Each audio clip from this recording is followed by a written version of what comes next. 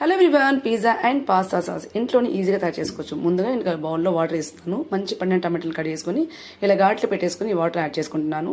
ఆ తర్వాత దీనికి సరిపడా ఎండుమిర్చి యాడ్ చేసుకొని స్టవ్ మీద పెట్టేసుకొని సిమ్లో పెట్టేసి ఒక 5 minutes వరకు మంచి కుక్ చేస్తున్నాను మూత పెట్టేసి. ఆ తర్వాత స్టవ్ ఆఫ్ చేసుకున్నాను. కొద్దిగా చల్లారగానే ఈ టమాటో మీద ఉన్న పీల్ మొత్తం రిమూవ్ చేసేసుకున్నాను. ఆ తర్వాత వాటర్ మొత్తం పక్కన పెట్టేసుకొని మెయిన్గా టమాటోస్ అండ్ ఎండుమిర్చిని మిక్సీ జార్ యాడ్ చేసుకొని మంచిగా మిక్సీ పెట్టేసుకున్నాను. మంచి పేస్ట్గా ఇలాగా పేస్ట్ చేసుకోవాలి. ఇప్పుడు స్టవ్ ఆన్ చేసి ఒక ప్యాన్ పెట్టేస్తున్నాను. దాంట్లో 2 tablespoon ఆయిల్ యాడ్ చేస్తున్నాను. ఆయిల్ వేడగానే కట్ చేసుకున్న వెల్లుల్లి రెబ్బలు యాడ్ చేస్తున్నాను. మంచిగా సన్న తరుగునండి, ఒక 10 వెల్లుల్లి రెబ్బలు అనమాట. దీంట్లోకి ఒక హాఫ్ ఆనియన్ కూడా సన్న కట్ చేసుకుని యాడ్ చేస్తున్నాను. ఇప్పుడు జస్ట్ లైట్ గోల్డెన్ కలర్ అవ్వగానే నేను మిక్సీ పట్టేసుకున్న టొమాటో పేస్ట్ను యాడ్ చేసేసుకున్నాను. ఇప్పుడు సిమ్లో పెట్టేసాను స్టవ్ వచ్చేసి.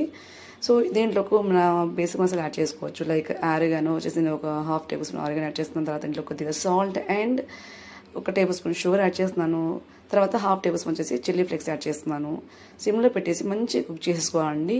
సో ఇలా కుక్ చేయడం వల్ల మంచిగా దగ్గర పడుతుంది అనమాట. అంతే అండి, చూసారా, పిజ్జా అండ్ పాస్తా సాస్ ఇంట్లోనే ఈజీగా మనం తయారు చేసుకోవచ్చు. చాలా టేస్టీగా ఉంటుంది అండ్ ఎగ్జాక్ట్లీ టేస్ట్ వచ్చేసింది అనమాట. తప్పకుండా ట్రై చేయండి. ఈ రెసిపీ మీకు నచ్చితే like, share, comment and subscribe చేసుకోండి. Thanks for watching.